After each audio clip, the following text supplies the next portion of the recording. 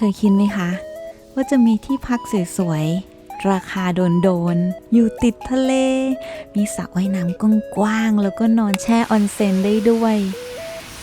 ห้องพักวิวทะเลทุกห้องมีอ่างอาบน้ำทุกห้องตกแต่งสวยหรูลักชัวรี่มากๆค่ะนั่งมองดูวิวทะเลทั้งวันหรือจะนอนจมอยู่ในฟูกหนาๆก็โคตรฟินเลยค่ะทุกคนแนะนำที่นี่เลยค่ะและสามารถทำกิจกรรมต่างๆไม่ว่าจะตกหมึกตกปลาไปกับเรือจอยทริปนะคะไปไหนอะไปไหนอะอุ้ยเราจะพาไปกินร้านชื่อดังอาหารหลัก10วิวหลักล้านทุกคนมาลองชิมดูว่ามันเด็ดแล้วก็ราคาถูกอย่างที่เขาว่ากันไหมน้ำพริกไข่เราไปเจอทุเรียนราคาถูกด้วยนะคะตามเรามาค่ะวันนี้เราจะพาทุกคนมาเที่ยวจังหวัดจันทบุรีค่ะมาเที่ยวรีสอร์ทที่สวยที่สุดในคุ้งกระเบนคุ้งกระเบนโฮเทลแอนด์เรสเดนซ์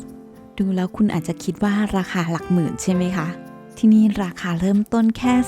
2,200 บาทเท่านั้นเองและช่วงนี้ลดเหลือ 1,800 บาทเท่านั้นเองค่ะว้าวใครต้องการที่จะตกปลาก็สามารถมาใช้สะพานของเดอะเพียร์ได้ด้วยสุดยอดเวลาแต่ก่อนจะไปตกปลาเรามาดูห้องพักกันดีกว่าค่ะเริ่มต้นที่ชั้น2นะคะห้อง Sea Sky View ทุกห้องเป็นระบบคีย์การ์ดนะคะเข้ามาคือทึ่งเลยห้องวิวสวยมากแล้วก็ห้องดีมากค่ะมีหมอนให้จุกวิวทะเลคือสวยจึ้งเลยเพราะว่าอยู่ชั้น2นะคะวิวข้างบนสวยมากเลยทุกคนมีทีวีเครื่องกรองอากาศลำโพงอย่างดีและไดร์เป่าผมให้ด้วยนะคะมีอ่างอาบน้ำให้ด้วยแบบขนาดใหญ่นะสามารถนอนมองวิวข้างนอกได้เลยสามารถปิดม่านลงมาได้ห้องอาบน้ำนะคะก็แบ่งเป็นสัดส่วนเหมือนโรงแรมเลยค่ะไม่เปียกด้านนอกนะแล้วเรามาต่อกันที่ห้องรีแลกซ์พูลวิลล่าค่ะห้องนี้คือกว้างมากแล้วก็สามารถเปิดออกไปแช่น้ำในสระที่เชื่อมกันกับห้องอื่นนะคะลงไปเล่นน้ำกับเด็กๆได้ออกมาแช่น้ำแล้วก็ชมวิวทะเลได้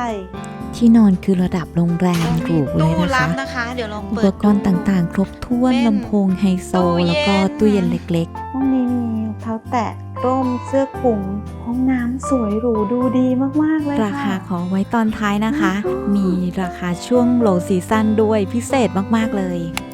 เรามาดูห้องแบบ Family กันค่ะ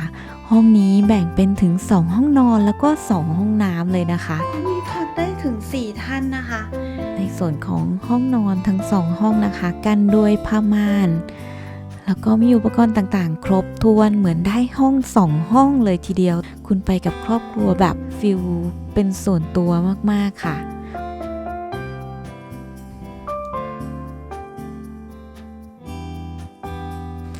ห้องน้ำห้องหนึ่งจะมีอ่างอาบน้ำนะคะส่วนอีกห้องหนึ่งจะไม่มีอ่างและห้องถัดไปนะคะเป็นห้องที่สวยที่สุดของที่นี่ Bayfront Suite ค่ะเป็นห้องสูทนะคะสไตล์เหมือนเป็นบ้านของเจ้าหญิงเลยแหละทำไมรู้สึกอย่างนั้นเหรอคะเขาไปดูกันค่ะเดินเข้ามาเห็นวิวทะเลแบบจึ้งมากเลยค่ะห้องแบบสีขาววิวทะเลด้านนอกสวยมากๆแล้วก็มีอ่างสไตล์คลาสสิกให้ห้องดีไซน์ทรงโค้งนะคะตกแต่งสวยหรูมีโซฟาสไตล์หลุยให้พร้อมโทนสีขาวทองนะคะดูดีมากๆและแบ่งอีกโซนหนึ่งเป็นอีกห้องหนึ่งนะคะคือกว้างมากๆสำหรับห้องนี้นะคะดูก็รู้แล้วว่าต้องเป็นเจ้าหญิงพักแน่ๆราคานี้หลักหมื่นใช่ไหมเดี๋ยวรอดูราคากันอีกทีนะคะขออุบไว้ก่อน2ห้องน้ำนะคะบันไดทางขึ้นนี้นะคะเป็นทางขึ้นไปสู่สวรรค์เดี๋ยวพาไปดูค่ะห้องนี้เป็นห้องพิเศษนะคะมีดาดฟ้าส่วนตัวแต่ก่อนเคยมีอ่างจากุซซี่นะคะตอนนี้ยังปิดใช้บริการอยู่ดูวีข้างนอกสิโ โคตรฟินโคตรดีเลยอ่ะทุกคน เป็นไงบ้างคะ ที่นี่น่าพักใช่ไหมคะ มีทั้งสระว่ายน้ำใหญ่ๆสระออนเซ็นนอกจากนั้นนะคะก็ยังมีครบทั้งฟิตเนสโต๊ะโกลโต๊ะพูลและห้องเพลย์กราวด์ของเด็กๆด้วย ห้องสัมมนาทั้งห้องใหญ่และห้องเล็ก มีลิฟต์นะคะ มีวิวแชร์ก็สามารถพักได้ สำหรับที่พักครบๆแบบนี้ราคาปกติตามนี้เลยค่ะ ใครดูไม่ทันพอสไว้นะคะ และช่วงโลซีซั่นราคาถูกลงไปอีก น่าพักมากๆเลยใช่ไหมคะแอดคุงกระเบนโฮเทลแอนด์เรสซิเดนซ์อยู่แล้วเราไปหาอะไรกินกันดีกว่าค่ะ ที่นี่อยู่ใกล้กับร้านอาหารดังในโซเชียลด้วยนะคะ ครัวป้าสาว พิสูจน์ได้จากน้ำปลา เป็นร้านดังของกรุงกระเบนเลยนะคะ มาดูว่าอาหารเป็นยังไง ราคาเป็นยังไงนะ มันเด็ดอย่างที่เขาล่ำลือกันหรือเปล่า แต่ที่แน่ๆวิวดีมากๆค่ะ อาหารหลักร้อยวิวหลักล้า เม น นูนะคะ ไม่ใช่สิ หลักสิบก็มี อาหารหลักสิบวิวหลักล้านทุกคน เรียนแล้วค่ะไม่ต้องไปบุฟเฟ่ทุเรียนนะ ป้ามีทุเรียนกรอบนอกนุ่มในขายด้วยราคาประหยัดมากเลยค่ะ จัดมา1 กล่องจุกๆ นี้เราลองชิม กุ้งผัดพริกเกลือค่ะ กุ้งตัวใหญ่ๆ เนื้อเด้งๆ นะ โคตรดี ทอดมันชาวเลชิ้นโตๆแบบนี้ น้ำพริกไข่ปู คือเด็ด จริงๆนะ ไม่ใช่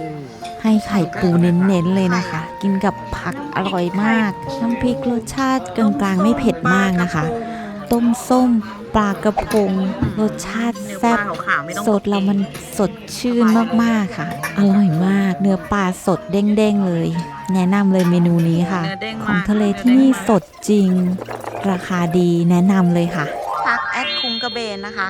ก็เป็นเจ้าของเดียวกับเดอะเพียเพราะฉะนั้นสามารถมาใช้สะพานนี้ในการตกปลาตกหมึกด้วยได้ สามารถมาจอยทริปลงเรือด้วยได้ค่ะ เรือจะออกวันศุกร์เสาร์และวันหยุดนักขัตฤกษ์นะคะ แต่ว่าก็ต้องดูสภาพอากาศหน้าฝนเนี่ยก็อาจจะไม่ได้ออกนะคะ เป็นเรือใหญ่นะคะ ตกปลาตกหมึกได้สบายเลยมีอุปกรณ์ให้ครบนะคะ ค่าใช้จ่ายสำหรับผู้ที่พักที่นี่นะคะ600 บาท เรามาพักช่วงที่อากาศเปลี่ยนพอดีนะคะคลื่นแรงมากเลยเป็นช่วงต้นฤดูฝน เป็นช่วงที่หมึกเข้าดีแนะนำเป็นช่วงปลายฝนต้นหนาวนะคะ ตอนนี้เราอยู่ไกลจากฝั่งมาสักประมาณครึ่งชั่วโมงคลื่นค่อนข้างแรงนะคะเดี๋ยวมาลุ้นกันว่าคืนนี้จะมีผลงานไหมถ้าไม่มีไต่คงจะไดหมึกแล้วมั้ง ใครที่ตกหมึกไม่เป็นนะคะ ก็มีสตาฟคอยให้คำแนะนำนะคะ ดูแลใกล้ชิดไม่ต้องกลัวเลยค่ะ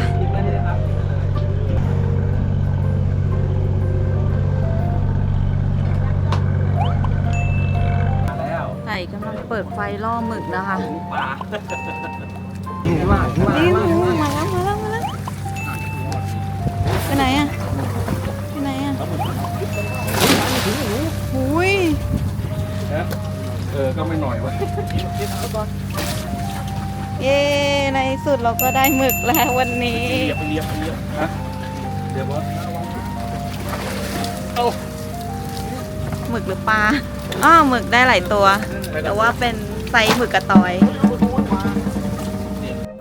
ด้วยสภาพอากาศนะคะ วันนี้ก็เลยออกมาไม่นาน แล้วก็ไต่ก็ได้หมึกได้ไม่มากเท่าไหร่ แต่ก็ทำซาซิมิให้ลูกค้าทานนะคะ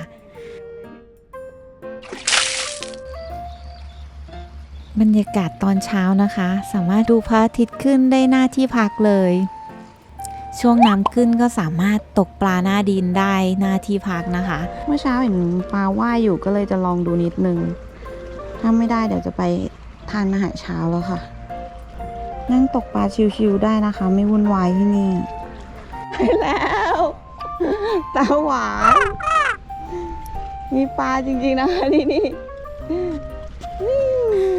น้ำไม่ลึกเท่าไหร่สำหรับสะพานนี้นะคะ แต่ว่าถ้าอยากไปตกน้ำลึก หรือว่าไปลากกระพงแนะนำเป็นสะพานเดอะเพียดีกว่านะคะ ทานได้แต่ว่า ทานได้ เราตก เนื้อมัน แป๊บ น้อย เดียวก็ได้เจ้าตาหวานมา1 ตัวค่ะ ปล่อย ปล่อยไป เรา นะคะ ไม่กินนะคะ ก็เลยปล่อยน้องไป ถือว่ามาตกให้เพื่อนๆดูค่ะว่าสะพานนี้ก็มีปลานะ กิจกรรมตอนเช้านะคะ จะว่ายน้ำที่สระหรือว่าจะตื่นมากินเลยก็ได้ค่ะ อาหารเช้าที่นี่นะคะ มีลายสลัดแล้วก็ผลไม้ให้ มีกาแฟแบบกดขนมปัง ส่วนอาหารเช้าเนี่ยเขาจะให้เลือกตอนเช็คอินนะคะ ว่าจะรับเป็นข้าวต้มกุ้ง หรือว่าจะรับเป็นอเมริกันเบรคฟาสต์น้ำสลัดโอเคมากที่นี่ค่ะ ไว้มาเที่ยวกันนะคะสำหรับที่พักคุ้มๆแบบนี้ และพิเศษสำหรับชาวฟินนาดี้นะคะถ้ามาพักที่แอดคุงกระเบนรับไปเลยสิทธิพิเศษพายเรือคายักฟรี1 ชั่วโมงค่ะหวังว่าจะชอบคลิปนี้นะคะ ฝากกดติดตามกด subscribe กดไลค์กดแชร์ด้วยนะคะเราเจอกันใหม่คลิปหน้าค่ะสวัสดีค่ะ